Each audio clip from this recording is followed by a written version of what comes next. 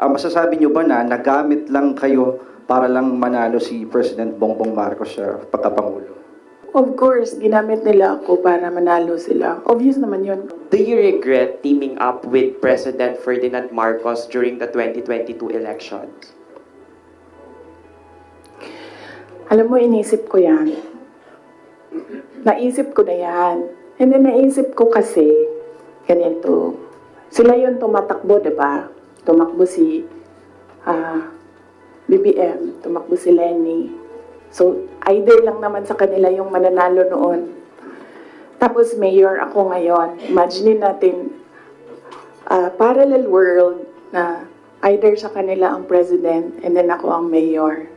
So I'm sure, lahat ng mga nakapalibot sa kanila, magtitingin pa rin sila sa akin doon sa Davao City.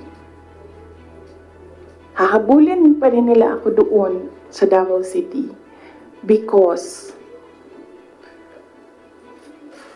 tinitingnan nila, yung mga nakapalibot sa kanila, wala na yan silang pakialam kasi president na sila, di ba?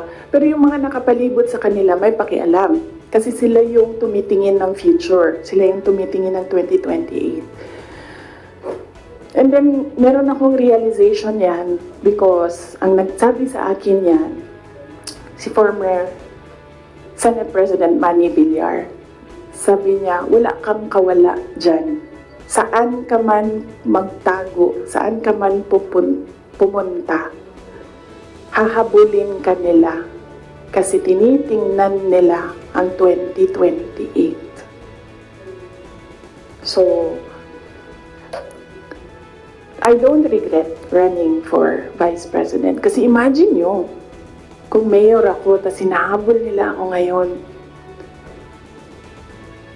Diba? Napakadali nila ako i-suspend. Napakadali nila ako kasuhan. Napakadali nila ako tanggalin sa pwesto as mayor. Ngayon, hindi nila ako matanggal.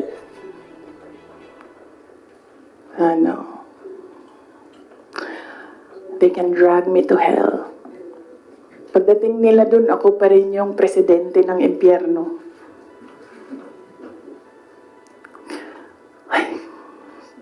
Yes. Yes. Pahiram ako ng ballpen, lagyan ko lang ng note kung saan ako nag-stop kasi para alam natin saan tayo mag-start. Mamaya. Kung sinabi niyo po na hindi kayo nagsisi na tumakbo kayo for Vice President, pero nagsisi po ba kayo na nakipag-tandem kayo kay President Bongbong Marcos? Hindi man ako ni-request ni VP Lenny na tumakbong Vice President niya. No, hindi ko pinagsisihan yung pagtakbo ko as Vice President. And hindi ko din pinagsisihan na nakipagtandem ako sa kanya.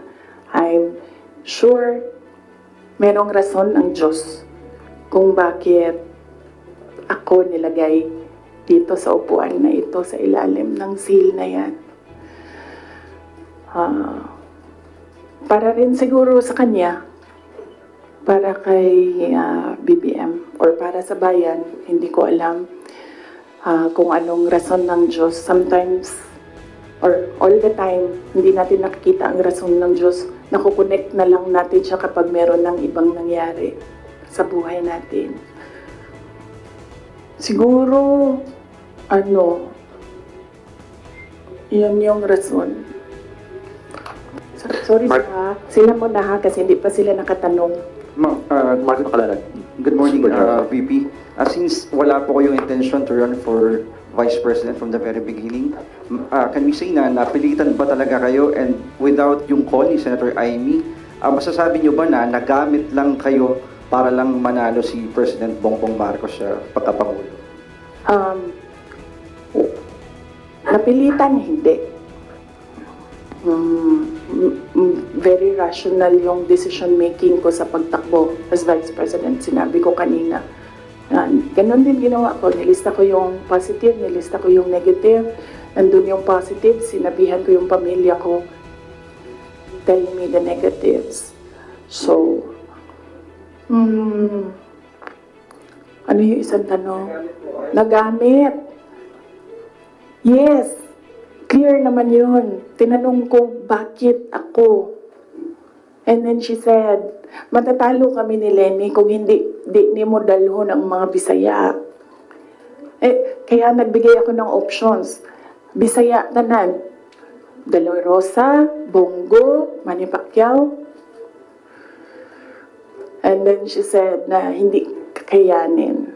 Except for Manny Pacquiao, hindi naman siya nagsabi na hindi kakayanin. Ang sinabi lang niya, nag-refuse si Senator Manny Pacquiao. So, of course, ginamit nila ako para manalo sila. Obvious naman yun. Gusto niyo makita yung survey? Hindi ko siya dala. Pero next time dalhin ko and then pwede kayo tumingin pero hindi kayo pwede magpicture. Ma'am, yes, ma'am. Joel, DWIC. Yes.